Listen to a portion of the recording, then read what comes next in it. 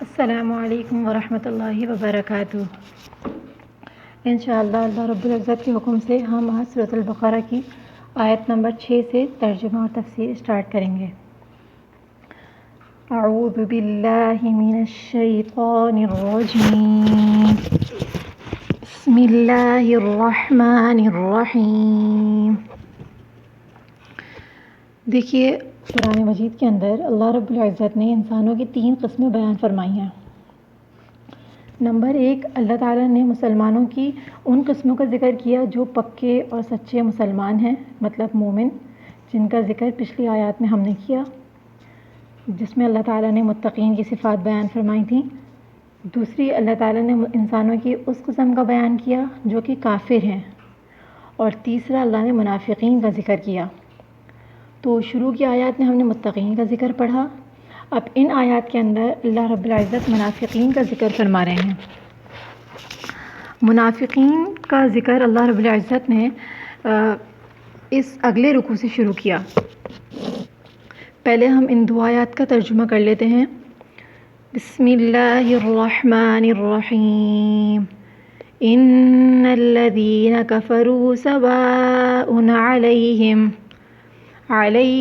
انذرتہم ام لم تنذرہم لا یؤمنون۔ اللہ رب العزت فرما رہے ہیں ان الذین کفروا، کافروں کے بارے میں اللہ فرما رہے ہیں کہ وہ کافر جنہوں نے ہٹ دھرمی سے اور اپنی سرکشی سے اور اپنی حسد کی وجہ سے انہوں نے یہ روش اختیار کی ہے کہ انہوں نے قسم کھائی ہوئی ہے کہ ہم کسی بھی صورت ایمان نہیں لائیں گے، چاہے آپ ان کے سامنے کیسی ہی مثالیں بیان کر دیں، چاہے ان کو آپ کیسے ہی ڈرا دیں، تو اللہ ان کے لیے بیان فرما رہے ہیں ان کافروں کے لیے جنہوں نے کہ قسم کھا رکھی ہے کہ اپنی ہٹ دھرمی کی وجہ سے، اپنے حسد کی وجہ سے، اپنے عناد کی وجہ سے کہ ہمارے سامنے کیسے ہی حق کے دلائل آ جائیں ہم کسی صورت ایمان نہیں لائیں گے۔ تو ان کافروں کے بارے میں اللہ فرما رہے ہیں کہ ان الذین کفروا،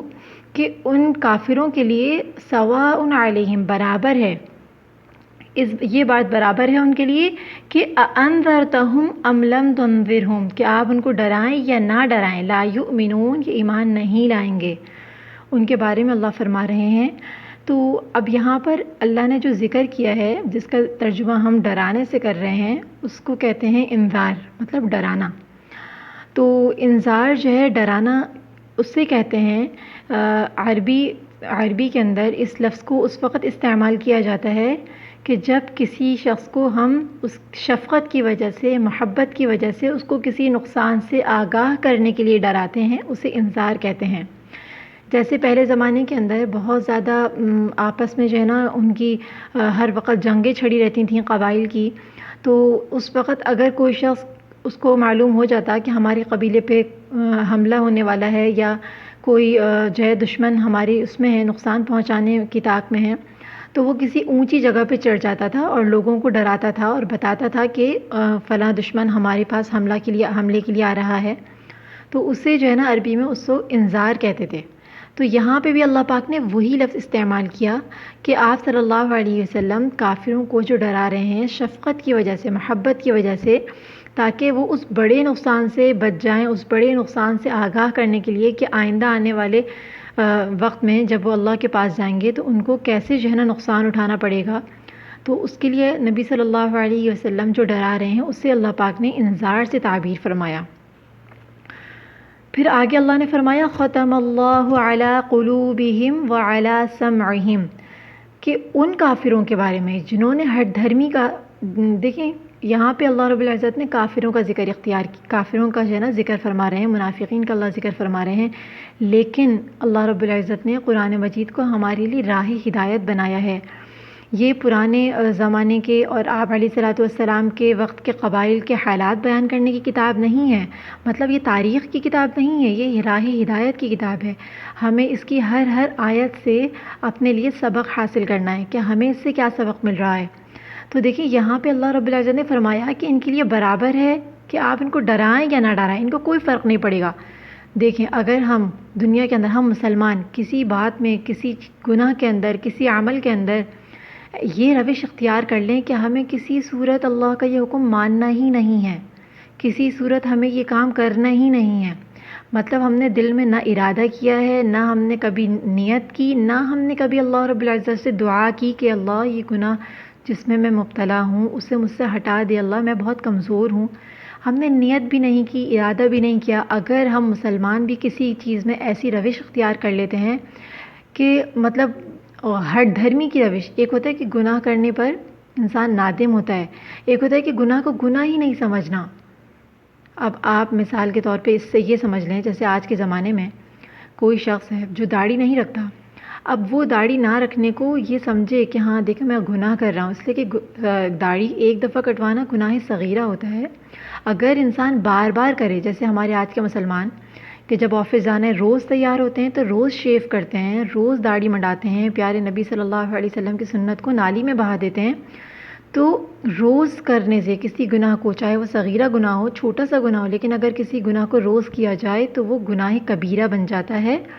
اور اس کو کرنے والا شخص فاسق و فاجر بن جاتا ہے. اللہ رب العزت ہم سب مسلمانوں کی حفاظت فرمائیں.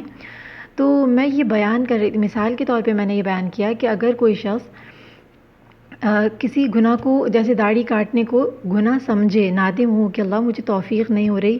آپ مجھے ہمت دیں، طاقت دیں کہ میں اس کو رکھ لوں اور میں اس گناہ سے بچ جاؤں، تو امید ہے کہ اللہ رب العزت اسے کسی وقت توبہ کی توفیق دے دیں گے. لیکن اگر کوئی مسلمان اس کو گناہ ہی نہ سمجھے، اس کو غلط ہی نہ سمجھے، تو پھر ایسے مسلمان کو، ایسے انسان کو جو کسی گناہ کو گناہ نہ سمجھے، تو اللہ رب العزت پھر اس کو ہدایت نہیں دیتے، پھر اس کو توفیق نہیں ہوتی کہ وہ توبہ کرے.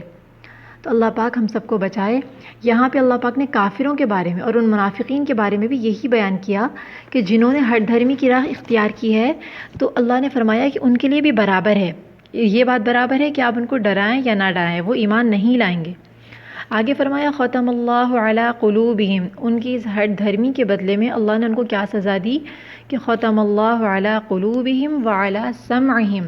اللہ رب العزت نے ان کے دلوں پر اور ان کے کانوں پر مہر لگا دی، اور وعلی ابصارہم غشاوہ، اور ان کی آنکھوں پر پردہ ہے، وَلَهُمْ عَذَابٌ عَظِيمٌ، اور ان کا انجام کیا ہوگا، ان کے لیے دردناک عذاب ہے، بہت بڑا عذاب اللہ نے ان کے لیے رکھا ہے. تو اللہ رب العزت نے یہاں پہ فرمایا کہ ان کے دلوں پر اور ان کے کانوں پر کیا ہے، مہر لگا دی اللہ نے. کس بات کی مہر لگا دی ہے کہ اب وہ گناہ کے اندر ہی بھٹکے چلے جائیں گے، کفر کے اندر، نفاق کے اندر بھٹکتے چلے جائیں گے. ان کی آنکھوں پر پردہ ہے، ان کو حق کی بات سمجھ نہیں آئے گی، ان کو حق کی بات نظر نہیں آئے گی. یہ کس کی سزا فرمائی؟ جو لوگ کسی کفر پہ، نفاق پہ، گناہ پہ، صغیرہ گناہ ہو، کبیرہ گناہ ہو، چھوٹی غلطی ہو، بڑی غلطی ہو، جو کسی غلطی پر ڈٹ جائے اور وہ یہ عہد کر لے کہ بس کیسے ہی دلائل میرے سامنے آ جائیں مجھے یہ بات نہیں ماننی، اس کے بارے میں اللہ نے یہاں فرمایا. اب یہ رکوع شروع ہو رہا ہے دوسرا، جس کے اندر اللہ نے منافقین کا ذکر کیا. اب آپ ایسا سمجھ لیجئے کہ منافقین کی 3 قسمیں ہیں جس کا ذکر اللہ رب العزت نے ادھر کیا، قرآن مجید نے ذکر فرمایا. اب منافقین کی بعض اعمال کی وجہ سے، بعض ان کی کفر کی وجہ سے، ان کے نفاق کی وجہ سے اللہ پاک نے 3 قسمیں بیان فرمائی. منافقین کی 3 قسمیں کون سی ہیں؟ ایک تو وہ منافقین جو کہ کھلم کھلا منافق تھے، مطلب دل سے ایمان ہی نہیں لائے تھے اور مسلمانوں کو جو ہے صرف یہ دکھانے کے لیے، ان سے کچھ مفادات حاصل کرنے کے لیے ان کو یہ کہتے تھے کہ ہم مسلمان ہیں، لیکن حقیقتاً وہ دل سے ایمان ہی نہیں لائے تھے. تو یہ تو کھلم کھلا منافقین کی جو ہے نا پہلی قسم ہے. دوسرا وہ منافقین جو یہ کہتے تھے کہ جو یہود میں سے تھے زیادہ تر، کہ وہ یہ سمجھتے تھے کہ ہم جس دین پر ہیں، ہم جس مذہب پر ہیں وہ بھی برحق ہے، اور نبی صلی اللہ علیہ وسلم جو لے کر آئے وہ بھی برحق ہے، تو ہم اپنے مذہب پہ عمل کریں اور آپ اپنے مذہب پہ، مطلب یہ سمجھیں کہ کفر اور باطل کے درمیان سمجھوتا کرنا چاہتے تھے. اور یہ کہتے تھے کہ مسلمانوں، نبی صلی اللہ علیہ وسلم کے صحابہ کرام کو بھی مومنین کہا جائے، اور ہم بھی مومن ہیں، وہ بھی مسلمان اور ہم بھی مسلمان ہیں. اور سمجھتے تھے جیسے نبی صلی اللہ علیہ وسلم نے کچھ معاہدہ منافقین کے ساتھ کیا تھا، جو زندگی گزارنے کے لیے مدینہ شریف کے اندر زندگی گزارنے کے لیے اور معاشرت کے لیے کچھ جو ہے نا صلح کے سمجھوتے کیے تھے. تو وہ سمجھتے تھے کہ دین کے اندر بھی ایسا ہی سمجھوتا ہو جائے کہ ہم بھی ٹھیک اور تم بھی ٹھیک. تو یہ کفر اور باطل کے درمیان تو یہ کبھی بھی نہیں ہو سکتا. تو یہ ان منافقین کا ذکر ہے. تیسرا ان منافقین کا ذکر اللہ نے فرمایا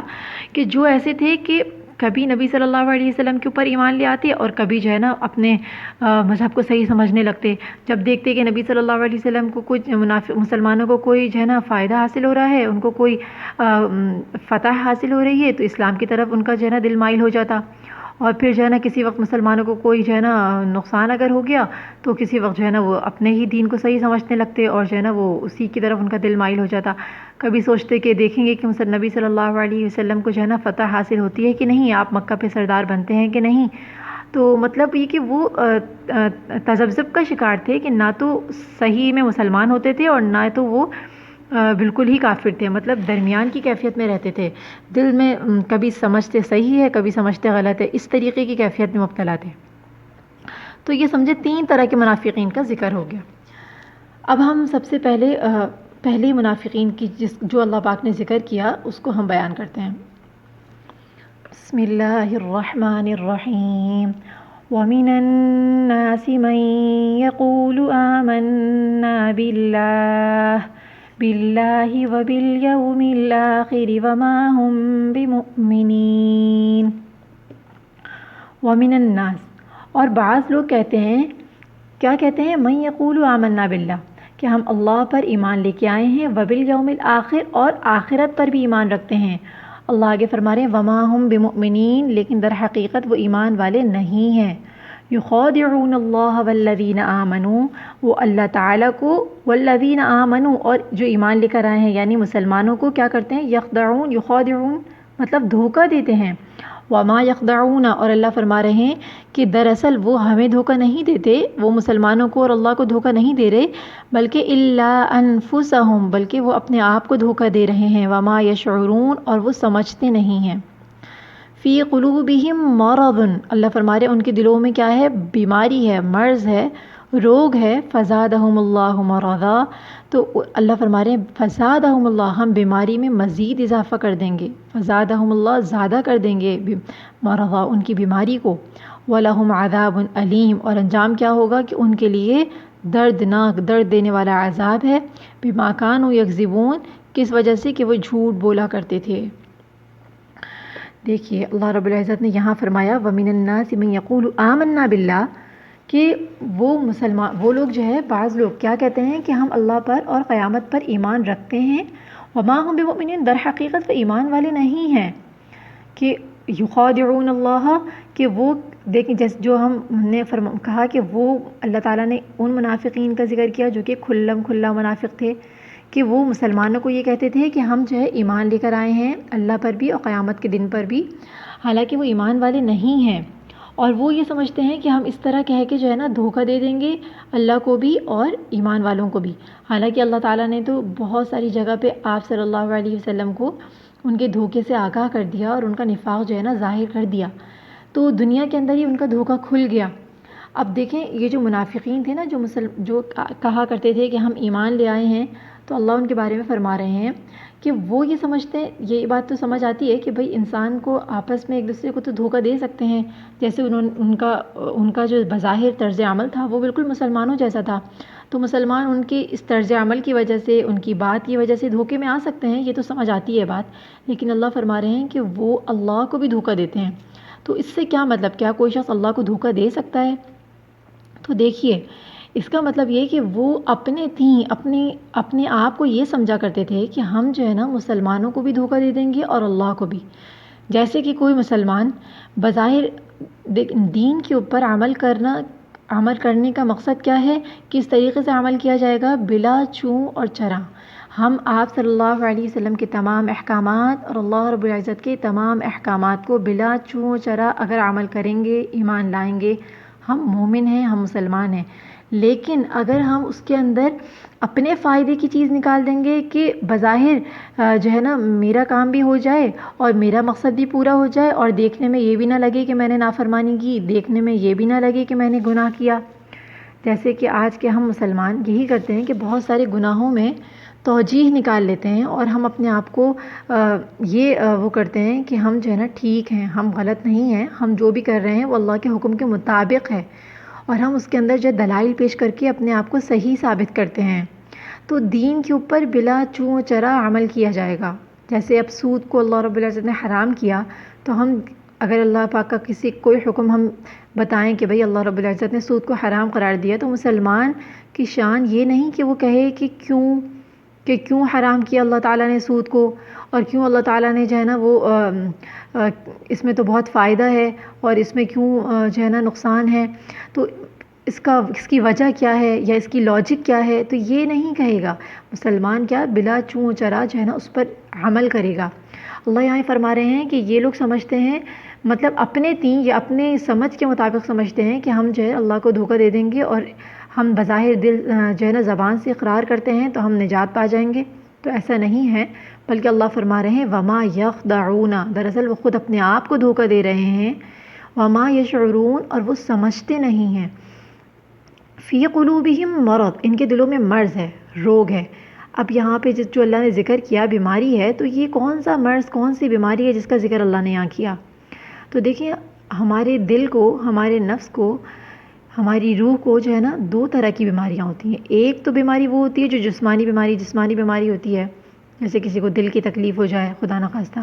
یا کسی کو کہ کوئی بھی طرح کی بظاہر نظر آنے والی بیماری لاحق ہو جائے، تو اسے بھی ہم بیماری کہتے ہیں۔ ایک بیماری وہ ہوتی ہے جو روح کو لاحق ہوتی ہے، جو ہمارے خفیہ روحانی دل کی جو روحانی زندگی ہے اس کو لاحق ہوتی ہے، جس میں حسد آ جاتا ہے، جس کے اندر سب سے بڑی بیماری کفر آ جاتی ہے۔ تو کفر، ناشکری، حسد، اس طرح کی جو بیماریاں ہیں نا، یہ دل کی بیماریاں ہیں جو روحانی بیماریاں کہلاتی ہیں۔ تو اللہ رب العزت نے یہاں اسی بیماری کا ذکر کیا، اور قرآن مجید کے اندر متعدد جگہ اللہ پاک نے حسد کو بھی بیماری سے ذکر کیا ہے، دل کی بیماری کے اندر حسد کا بھی ذکر کیا۔ تو اس سے مراد حسد بھی ہو سکتا ہے کہ فی قلوبہم مرض، ان کے دلوں میں مرض ہے۔ اب اس سے جیسے کافروں کو، یہود کو، زیادہ تر منافقین جو ہے نا وہ یہود میں سے تھے، تو وہ جو تھے نا یہ سمجھتے تھے کہ بنی اسرائیل کے اندر حضرت یعقوب علیہ السلام کی اولادوں کے اندر بہت سارے انبیاء علیہ السلام آئے،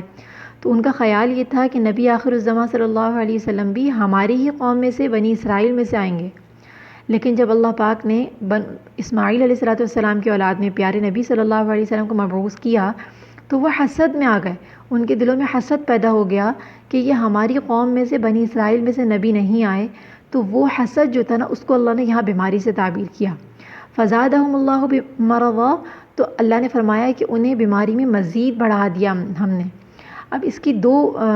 جو ہے نا وہ ہو سکتی ہیں، دو باتیں ہو سکتی ہیں کہ فزادہم اللہ مرضا کس طریقے سے اللہ نے ان کو بیماری میں بڑھا دیا۔ تو ایک تو یہ قسم کہ ان کا حسد جو ہے نا وہ، ان کا حسد، ان کی بیماری جو ہے نا وہ بڑھتی ہی چلی جائے گی، اور جو ہے نا وقت کے ساتھ وہ اس میں مزید آگے بڑھتے چلے جائیں گے، اور ان کو جو ہے نا مسلمانوں سے حسد ہی ہوتا رہے گا،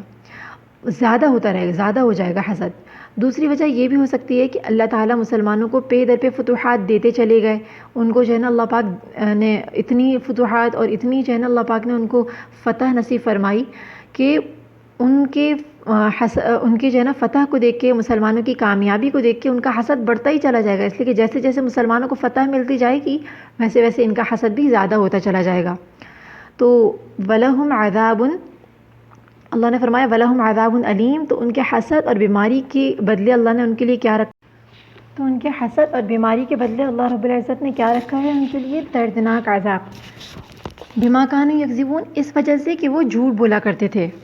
اب آگے فرما رہے ہیں وَإِذَا قِيلَ لَهُمْ لَا تُفْسِدُوا فِي الْأَرْضِ، اور جب ان سے کہا جاتا ہے کہ زمین میں فساد نہ کرو، تو یہاں پر ایک اشکال پیدا ہوتا ہے کہ وہ تو بظاہر منافقین مسلمانوں کی طرح ہی رہا کرتے تھے اور مسلمانوں کا ہی طرز عمل اختیار کرتے تھے، تو ان کو کیوں کہا گیا کہ ان کو مسلمانوں نے کیوں کہا کہ لا تفسدوا فی الارض، کہ زمین میں فساد نہ کرو؟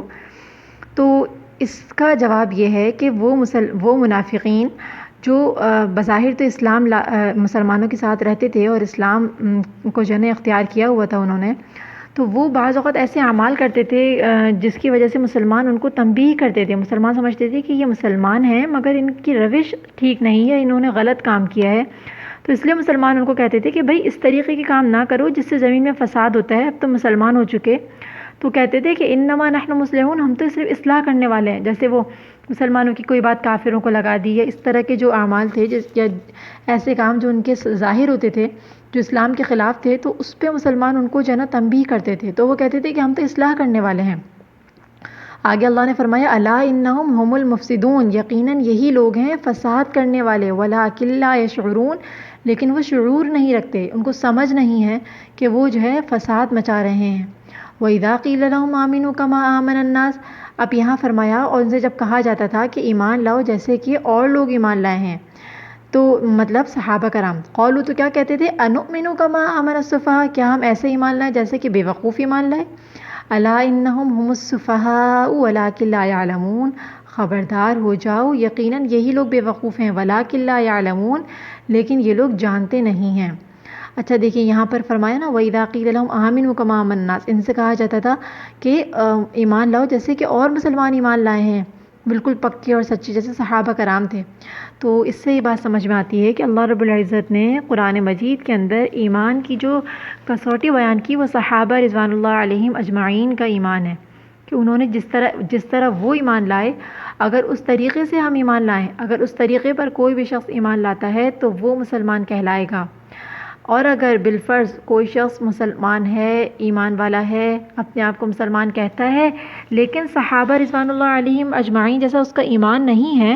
تو اس کا ایمان قابل اعتبار نہیں ہوگا۔ اس لیے اللہ نے یہاں پہ صحابہ کرام کے ایمان کو جو ہے مسلمانوں کے لیے اور سارے عالم کے لیے ایک کسوٹی بنا دیا کہ ایسے ایمان لاؤ جیسے کہ صحابہ کرام ایمان لائے۔ تو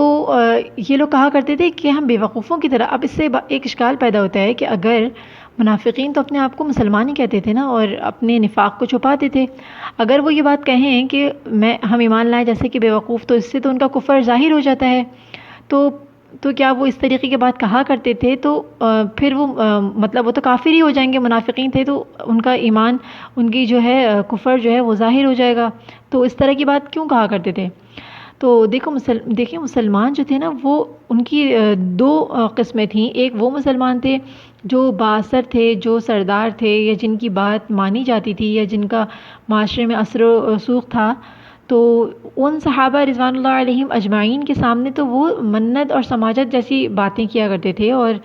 بہت ہی جو ہے نا لجاجت سے بات کیا کرتے تھے۔ لیکن بعض مسلمان وہ تھے جو بظاہر جو ہے نا دیہاتی تھے، یا جن کا اتنا زیادہ اثر و سلوک نہیں تھا، یا جتنا جو ہے نا ان کا معاشرے کے اندر اتنا زیادہ مقام نہیں تھا، غریب غربا صحابہ تھے، دیہاتی جیسے تھے، تو ان صحابہ رضوان اللہ علیہم اجمعین کے سامنے جب یہ لوگ ہوتے تھے منافقین، تو ان کو جو ہے نا ان کے سامنے اپنے نفاق کو ظاہر کرنے میں کوئی خوف نہیں ہوتا تھا کہ اگر ان کے سامنے ہمارا نفاق ظاہر ہو بھی جائے تو یہ ہمیں کوئی خاص جو ہے نقصان نہیں پہنچا سکتے۔ تو ان کے سامنے یہ اس طرح کی باتیں کہا کرتے تھے کہ ہم ایمان لائیں ایسے جیسے کہ بے وقوف ایمان لائے۔ الا انہم هم السفہاء، خبردار ہو جاؤ، اللہ فرما رہے ہیں یہی بے وقوف ہیں، کہ یہی لوگ بے وقوف ہیں، ولکن لا یعلمون، لیکن وہ جانتے نہیں ہیں۔ کہ یہ ان منافقین کا ذکر ہے جو یہ سمجھتے تھے کہ ہم بھی ٹھیک اور مسلمان بھی ٹھیک، مطلب یہود جو ہیں وہ اپنے مذہب پہ رہیں اور نبی علیہ الصلوۃ والسلام کو نہ مانیں تو بھی ہم ٹھیک ہیں، اور جو ہے ہم مومن ہیں اور وہ بھی مومن ہیں، مسلمان بھی مومن ہیں۔ آگے اللہ فرما رہے ہیں وَإِذَا لَقُوا الَّذِينَ آمَنُوا قَالُوا آمَنَّا، اور جب ایمان والوں سے ملتے ہیں تو کہتے ہیں کہ آمنا، ہم ایمان لائے۔ وَإِذَا خَلَوْا إِلَىٰ شَيَاطِينِهِمْ، اور جب اپنے بڑوں کے پاس جاتے ہیں، اپنے شیاطین، اللہ نے یہاں شیاطین کا ذکر کیا، اور جب اپنے شیاطین سے ملتے ہیں قالوا، کیا کہتے ہیں، اِنَّا مَعَكُمْ، ہم تو تمہارے ساتھ ہیں، اِنَّمَا نَحْنُ مُسْتَهْزِئُونَ، ہم تو ان سے یعنی مسلمانوں سے صرف مذاق کرتے ہیں۔ اللہ یستہزئ بہم، اللہ تعالیٰ بھی ان سے مذاق کرتا ہے، وَيَمُدُّهُمْ فِي طُغْيَانِهِمْ، اور ان کی سرکشی اور بہکاوے میں، اور ان کی جو سرکشی ہے ان کو اللہ اور بڑھا دے گا، یمدہم، اور زیادہ بڑھا دے گا، فی طغیانہم یعمہون، اور اللہ ان کی سرکشی اور بہکاوے میں اور جو ہے نا اضافہ کر دے گا۔ اب دیکھیے یہاں پر اللہ رب العزت فرما رہے ہیں وَإِذَا لَقُوا الَّذِينَ آمَنُوا قَالُوا آمَنَّا، کہ ایمان والوں سے ملتے ہیں تو کہتے ہیں کہ ہم ایمان والے ہیں۔ اب اس میں ان منافقین کا ذکر ہے جو کبھی مسلمان اور کبھی کافر منافق ہو جاتے تھے، کبھی کافر ہو جاتے، مطلب نہ تو پکے مسلمان تھے اور نہ ہی کافر۔ تو وَإِذَا لَقُوا الَّذِينَ آمَنُوا، مسلمانوں کے پاس آتے تھے تو کہتے تھے کہ ہم ایمان لے آئے، اور اللہ نے یہاں پہ شیاطین کا ذکر کیا، اور جب اپنے بڑوں کے پاس، شیاطین کے پاس جاتے تھے تو کہتے تھے کہ ہم تو تمہارے ساتھ ہیں۔ تو شیاطین کیوں کہا اللہ نے؟ اس کا جو ہے نا مفسرین نے اس کے بارے میں یہ بیان فرمایا کہ جو سرکشی اور شیطانیت اور غلط کاموں کے اندر بہت زیادہ بڑھ جاتا ہے نا، جیسے شیاطین ہیں کہ وہ بالکل ہی جو ہے نا فساد مچانے میں بالکل شیطان سب سے زیادہ جو ہے نا نمبر 1 ہوتا ہے. تو یہاں پہ اللہ یہی فرما رہے ہیں کہ ان کے جو سردار تھے وہ بھی زمین میں فساد مچانے میں اور جو ہے نا شیاطین والے اعمال میں اتنے زیادہ بڑے ہوئے تھے کہ گویا کہ وہ شیاطین ہی تھے. قولوا انا معکم، مطلب ان کے سردار جو تھے یہود وغیرہ کے کافر، اس سے مراد وہ مشرکین بھی ہو سکتے ہیں جو سردار مشرکین تھے اور جو ہے نا وہ مسلمانوں کو ہر صورت نقصان ہی پہنچانا چاہتے تھے، وہ بھی ان شیاطین کے جو ہے نا زمرے میں آتے ہیں. قولوا انا معکم، تو کہتے ہیں کہ ہم ان کے پاس آ کے کہتے ہیں کہ ہم تو تمہارے ساتھ ہیں، ہم تو مسلمانوں کو صرف مذاق کرتے ہیں، ان کا استہزاء کرتے ہیں اور ان کے سامنے جا کے جو ہے نا اسلام کا اظہار کر کے اور مسلمان بن کے جو ہے نا ان کے ساتھ مذاق کر رہے ہیں. تو اللہ فرما رہے ہیں کہ اللہ تعالیٰ بھی ان سے مذاق کرتا ہے. اس میں ایک سوال پیدا ہوتا ہے کہ اللہ رب العزت کی صفت نہیں ہے کہ اللہ مذاق کرے، یا مذاق کرنا اللہ کی جو ہے نا شایان شان نہیں ہے. تو یہاں اللہ نے فرمایا کہ اللہ یستہزئ بہم، کہ اللہ ان سے مذاق کرتا ہے. تو اس کا جواب یہ ہے کہ اللہ رب العزت نے ان کی ہی بات جو تھی، جو انہوں نے کہا کہ ہم مسلمانوں کے ساتھ مذاق کرتے ہیں، ان کی بات کے جواب میں اللہ نے کہا کہ اللہ بھی ان سے مذاق کرتا ہے اور انہیں ان کی سرکشی میں، اچھا ان سے مذاق کیا کرتا ہے؟ ان کا مذاق تو تھوڑی دنوں میں کھل جائے گا اور ظاہر ہو گیا کہ ان کا کفر اور ان کا نفاق جو ہے وہ ظاہر ہو گیا سب کے سامنے، اور مسلمانوں کو جو دھوکہ دیا کرتے تھے وہ ظاہر ہو گیا. لیکن اللہ نے جو ان کے ساتھ مذاق کیا کہ ان کو ڈھیل دی، تو اس ڈھیل کو وہ یہ سمجھے کہ ہم ٹھیک ہیں، اور اللہ پاک نے بظاہر دنیا کے اندر ان کے ساتھ کوئی برا معاملہ نہیں کیا اور وہ جیسے پہلے خوشحال تھے ابھی بھی خوشحال ہیں، تو وہ یہ سمجھتے ہیں کہ ہم جو ہے نا کامیاب ہو گئے. حالانکہ وہ کامیاب نہیں ہوئے، بلکہ اللہ تعالیٰ نے ان کی سرکشی میں اور اضافہ کر دیا، ان کو جو ہے نا اور زیادہ ڈھیل دے دی. فی طغیانہم، ان کے جو ہے نا اس سرکشی میں اللہ نے اضافہ کر دیا کہ اس میں ہی بڑھتے چلے گئے، اس میں ہی وہ بھٹکتے چلے گئے، اور وہ یہ سمجھتے ہیں کہ ہم کامیاب ہو جائیں گے. تو یہ ان کے ساتھ بہت بڑا مذاق ہوا. انہوں نے اپنے آپ کے ساتھ ہی اللہ نے ان کے ساتھ ایسا مذاق کیا کہ وہ جو ہے نا خود اس مذاق کی لپیٹ میں آ گئے. آگے اللہ نے فرمایا اولئک الذین اشتروا الضلالۃ بالہدی، یہی لوگ ہیں اولئک الذین اشتروا الضلالۃ، جنہوں نے خرید لیا گمراہی کو ہدایت کے بدلے میں. فما ربحت تجارتہم وما کانوا مہتدین، تو پھر نہ تو ان کی تجارت نے ان کو فائدہ پہنچایا اور نہ یہ ہدایت والے ہوئے. تو اب دیکھیں کوئی شخص جب خریدتا ہے تو اس میں کیا ہوتا ہے کہ وہ کوئی چیز خریدتا ہے تو پیسوں کے بدلے کوئی چیز خریدتا ہے. لیکن انہوں نے کیا کیا؟ اتنا بڑا نقصان کیا کہ انہوں نے ہدایت کے بدلے گمراہی خرید لی، اس لیے کہ ہدایت ان کے سامنے واضح ہو چکی تھی. اس لیے کہ یہود و نصارہ جو تھے ان کو پتہ تھا اپنی کتابوں میں پہلے کہ نبی آخر الزماں صلی اللہ علیہ وسلم تشریف لانے والے ہیں، اور وہ انتظار میں تھے. مگر جب پیارے آقا صلی اللہ علیہ وسلم تشریف لے آئے اور ان کی بعثت مبعوث ہو گئے اور ان کی رسالت جو ہے نا ان کو معلوم ہو گئی اور انہوں نے اس کو حق جان لیا، پیارے نبی صلی اللہ علیہ وسلم کو اپنی کتابوں کے اندر نشانیوں سے انہوں نے پہچان لیا، اس کے باوجود انہوں نے ہدایت کے ظاہر ہونے کے بدلے انہوں نے ہدایت کو چھوڑ کے گمراہی کو اختیار کیا. مطلب انہوں نے ہدایت کے بدلے گمراہی کو خرید لیا. فما ربحت تجارتہم، تو ان کی تجارت نے ان کو کوئی فائدہ نہیں پہنچایا، بلکہ وہ کیا ہو گئے؟ ہدایت والے بھی نہ ہوئے اور گمراہی میں اور بڑھتے چلے گئے، اور انہوں نے بہت برا سودا کیا. ان آیات میں آیت نمبر 16 تک جو ہے نا منافقین کا ذکر تھا. آگے اللہ پاک نے ان کی مثال بیان کی. انشاءاللہ العزیز اگلی تفسیر میں ہم جو ہے نا ان مثالوں کو پڑھیں گے، اور اللہ تعالیٰ صحیح طرح ہمیں پڑھنے، سمجھنے اور عمل کرنے کی توفیق عطا فرمائے. وآخر دعوانا ان الحمد للہ رب